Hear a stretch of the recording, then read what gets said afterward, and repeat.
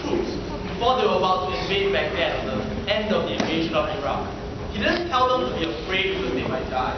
He told them, yes, some of us will not get to go home and see our country today, but we will still do this anyway because it's far better than let the people of Iraq die and suffer. The Kurds in Iraq get gassed by Saddam Hussein time and time again. And that's why we find the rhetoric of team opposition incredibly hollow. First, we think they haven't actually dealt with a lot of the analysis that my first speaker told you about how even if there is some harm, it is justified. Let's talk about what they have dealt with on 3 grounds. First, their alternative policy. Second, whether this policy is principally just. And third, whether people will really die. After which I'm going to deliver my point of substantive on the long run, which quite nicely clashes with a lot of the material we heard right at the end of that speaker. First of all, what's their policy? They told us diplomacy will work, and their shining beacon of success was in places like Libya, Egypt, and Syria, where we will turn the militaries against their original rulers. I love this.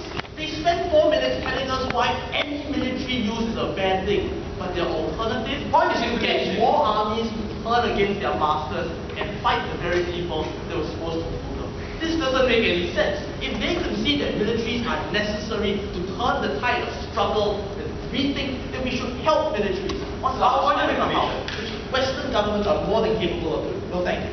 Second area of discussion. The prime response they had to a bulk of analysis about human rights was to say, rights aren't universal, you know. Some rights just don't belong in our calculus. Really? Some rights, like the right to life, are shared by everyone in the world, no matter where you come from or which society you belong to. Some rights, like the right to food and water, or the right to education, are the rights that every child in the world deserves. So thank you. So we think that for the vast majority of rights, these rights are universal anyway. But alright, let's talk about democracy, their single example of where a right isn't universal.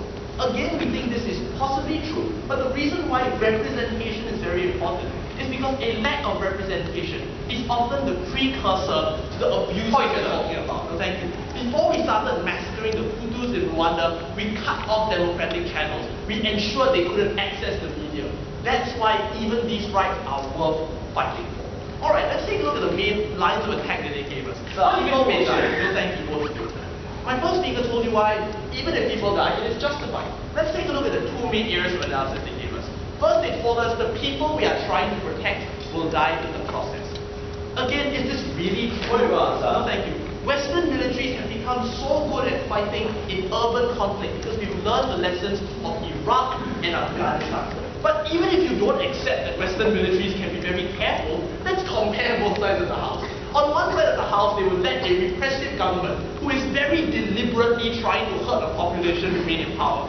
On our side, even if accidents do happen, at least they happen, no thank you, by accident. And the difference is that it is far less likely we'll end up hurting the people we are trying to protect than a government who is deliberately trying to hurt them in the first place. So when you compare both sides of the house, doing something is always better than doing nothing. No thank you. Second, they told us we will endanger children and infrastructure in the whole country. First of all, we say it's regrettable that children will be hurt, but second, we think that, as I told you already, there are ways in which Western militaries can try not to hurt civilians. Again, we've also told you that these civilians form part of a broader structure that continue to oppress the rights of others around them. How about infrastructure? Again, this is quite morally repulsive. Why should the majority or the elite be allowed to keep the palaces that they've built for themselves at the expense of no thank you, all of you, at the expense of the people who they took these resources from in the first place? That's like saying we shouldn't have invaded Iraq to liberate the people of Iraq because some of Saddam Hussein's statues might be there. Hold on a moment, sir. Everything that argument again sounds very nice on paper, but when you actually take a look at what's happening in these countries, it doesn't hold up to water. Yes, when you intervene, you hurt people because you destroy roads, you destroy schools, and you destroy hospitals. Fine. Our side will commit to rebuilding them as well. That's a logical extension of our policy to guarantee human rights. Second of all, how do you destroy a road? You know, like the military build roads so their tanks can travel on them. Again, this makes no sense on the side of opposition. We actually do a reality check. No thank you. How about our point of extension? On the long run. Here we're going to deal first of all with the analysis that problems that arise tend to be historical. We agree. What often happens in history was what happened in places like Burma, where Aung San, before he was assassinated, wanted to get minorities like the Rohingyas and the Karens into the fold. But this was an artificial reconciliation because they weren't actually involved, for instance, in the creation of a democracy, participating in elections. All they were given was a spot of land to live off on their own. That's why our side is better. Our side enables regime change. Our side comes in and takes away the structures that were instrumental in the oppression in the first place.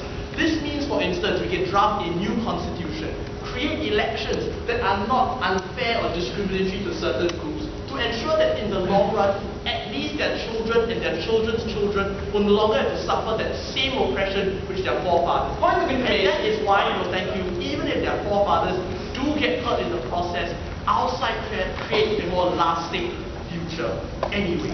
Let's last of all deal with this idea here that fits very nicely of a power struggle. Is it really true that a power struggle will come about?